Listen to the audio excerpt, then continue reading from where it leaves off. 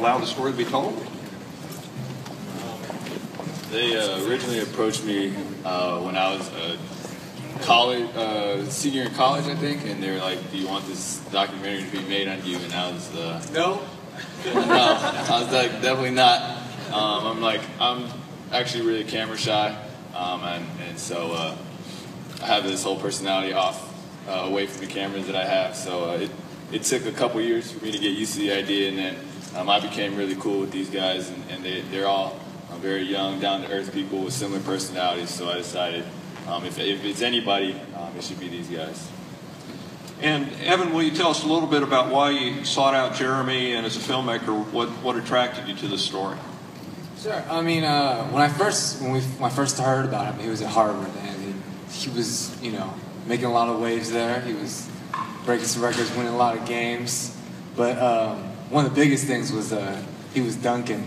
He was dunking in the games. And to me, that was pretty awesome. But he was just I could identify with him on a lot of levels. I'm from the Bay Area, and I had the same sort of Asian American upbringings and dreams that he had, and I thought this was a good story to tell at that point.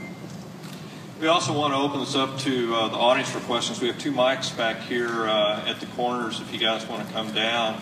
I guess, too, what an incredible third act. I mean, you've been working with Jeremy for several years, and suddenly he just explodes. Tell me what that was like as a filmmaker. Yeah, absolutely. I mean, as a documentary filmmaker, you hope for something like this. You dream of something like this.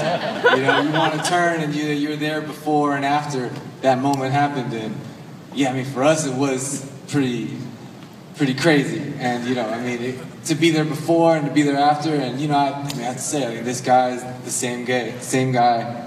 I met 4 years ago, same guy before and after all that. So. And Jeremy, you're pretty open in the film about your faith. Was it important that your faith come across in this? Yeah, I think through the whole Linsanity thing, everyone got to write and a lot of things about me and tell my story. But this film, I want to make sure I told it through my own eyes.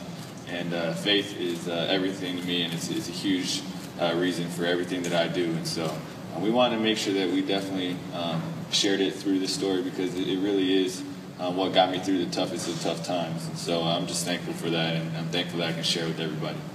Okay. Well, let's start back here. Yeah, thank you. My first question, you were kind of going into it, but I was just wondering, is there anything, after you've seen this film so many times, is there anything about your faith? You talked about ego near the beginning of the film. Is there anything about your faith that you wish the world would have seen that maybe wasn't fully portrayed, but you wanted to explain some more?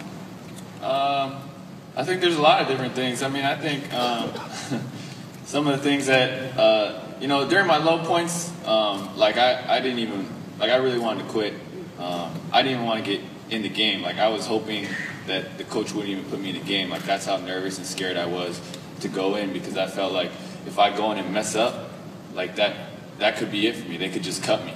And so just for a year and a half, I hated game days. I didn't want us to have any games. I didn't ever want to touch the floor because I was so afraid of doing something wrong, and I just had no confidence. And so just emphasizing that fact. And obviously you don't get to go through all the details in a film, but that's probably one of the tougher parts that we didn't get a chance to convey as much.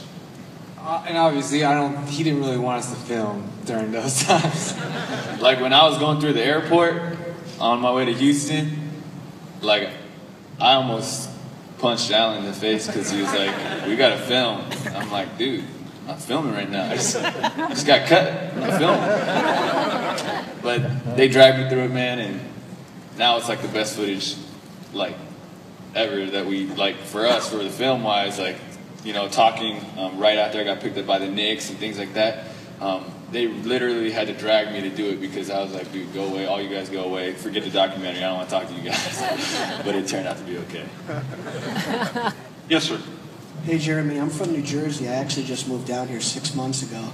So I experienced Linsanity firsthand, man. Huge Knicks fan. Linsanity was you as a Knick. Do you miss the Knicks, that whole Linsanity New York marriage you had? Which was awesome. Come back. The one thing that I'll always remember for sure and cherish is the fan support, and you know, we got to see it there. That was the craziest thing like I've ever experienced by far, and I really do miss the fans and playing at Madison Square Garden and playing in front of those guys every night. But you know, also I'm very, very happy in Houston. It's a different chapter in my life, and you know, the big city and the glitz and the glamour and the lights, that took its toll on me, and it's tough to play in that environment. And so for me, I think personality-wise, I'm a lot better suited in Houston, and I'm very thankful for what we're doing, and I'm excited about our team. Hey, is that why you left? Just out of curiosity, just the glitz and glamour? There's a whole backstory to how all that happened. That's another documentary. Yeah, that's Linsanity Part 2 coming out in a few years. Yes, sir. Holding to that. Oh, by the way, the Rockets beat the Knicks 94. Elijah won. Jeremy, so how's the pressure now being the starting point guard of the Rockets? And I know you currently are in a playoff hunt, trying to move up, you know, to avoid the 8th and 7th seed.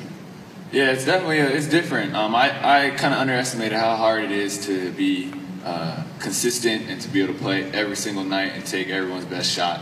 And so, you know, in terms of my approach and the pressure, I've kind of learned, it's one of those things where I have to constantly struggle with playing just for God. Like when I worry about playing for myself, for my own stats, or for what other people are saying or thinking, or to please everybody else, that's when I really get out of my own element. I got to continue to stay focused, stay in the Bible, to make sure my priorities are right.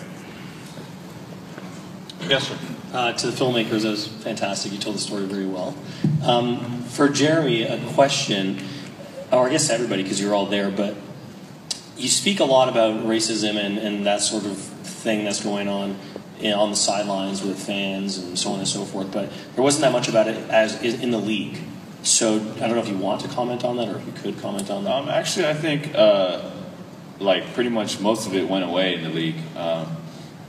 I haven't really had much racist stuff to me, none by players in the league, and there are fans who will say stuff, but it wasn't anything close to college, and so that was really the biggest part of the racism. And then there's a whole other side of, you know, the things that were said on ESPN or the jokes that were being made, but none of those were said directly to me. Thank you. I was wondering for the team, in a doc setting, I think it's really easy to get attached to your subject, or you should get attached to your subject, and you want the best for them. And I've had a case where I was with a recovering crack addict, and I didn't want to be at his first day on the job because I didn't want to feel like I was, you know, weighing him down, and something that the people at the job would be frustrated that I'm there with the camera. I was wondering during the scenes with the Knicks, when it's getting down to the wire, those last couple games, I mean, was it hard for you guys and him, and for Jeremy, you can speak on this too, like being a nuisance or being afraid that you were a nuisance on his end or on the Knicks end? Sure.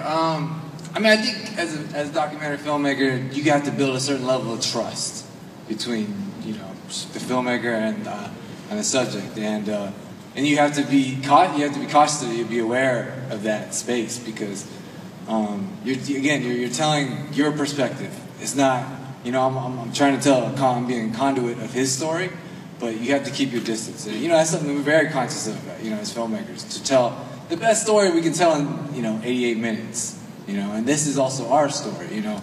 So, you know, that's basically. And also, it's just a matter of us, you know, being friends and understanding and just talking it through. And sometimes I really couldn't do it. I was like, dude, I can't. I have nothing left for you guys. I have no energy, or my mind's on other things. And then there are other times where they're like, look, we really need to get this. You really need to do this. And so, you know, it was great. And we've developed a really cool friendship. And so, you know, we'll hang out even when the doc's all said and done with. So it was a special time. When things weren't going so well, did the organization ever get frustrated by you guys being around so much? I had to do way more stuff for the organization than they did. So I was just going to say, by the time Linsanity came around, there was probably 25 cameras following this guy into the bathroom, into the restaurants, into wherever he was going. So I think he was used to it by then.